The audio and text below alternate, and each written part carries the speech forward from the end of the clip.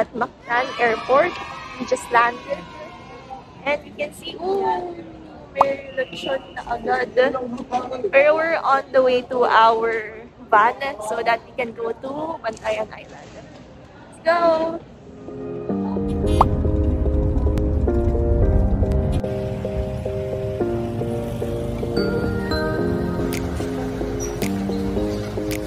Nakadating lang namin sa Hagnaya Port. So, dito tayo papuntang Bantayan Island.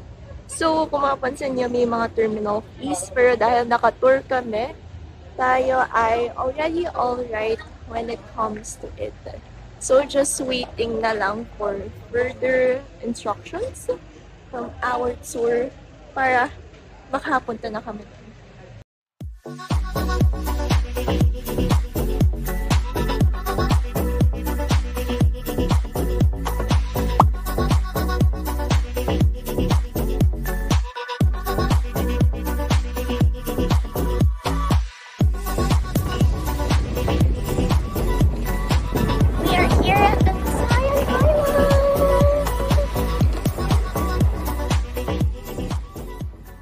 The van we used to go to Jolly's Haven Resort. So currently, sabi here, meron silang gym, dining area, function hall, and of course, the famous beach bar. So punta muna tayo here sa information to register.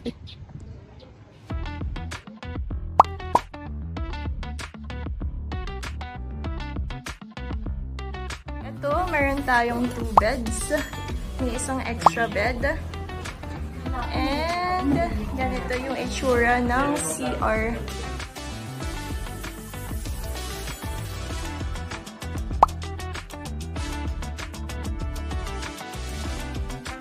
At ito na ata ang sand. Wow! Amazing! They have beach rules as well to integrate safety. And ito yung itsura ng beachfront nila.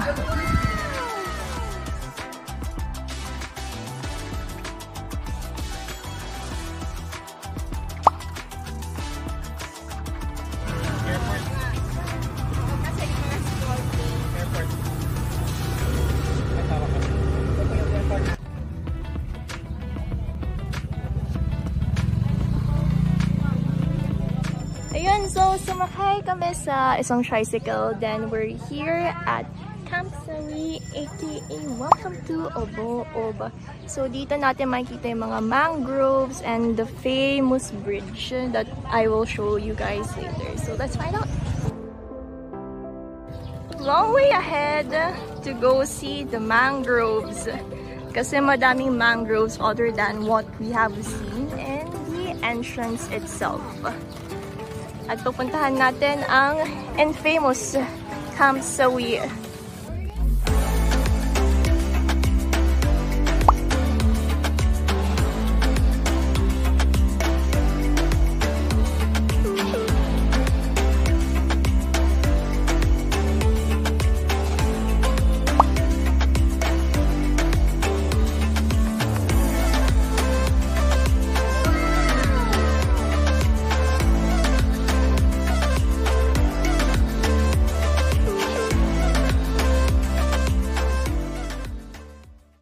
Kung may Camp Sawi, may Camp Wagi.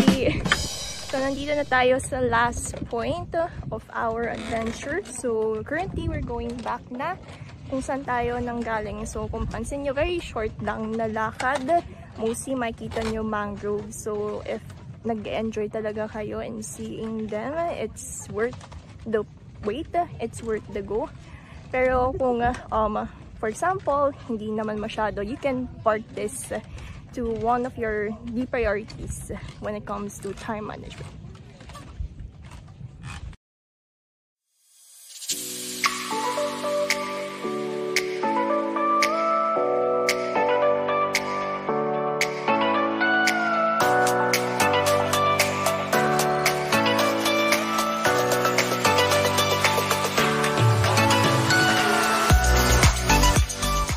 Hello, so right now we are here at Ponce Beach.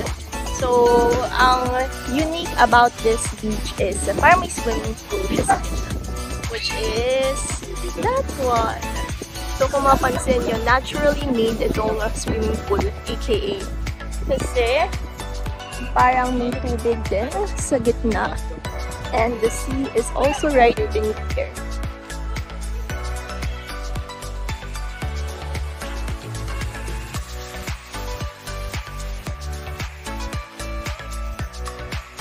Tapos na kami sa Cotton Beach, so we are here now at MJ Square so that we can choose what to eat for dinner.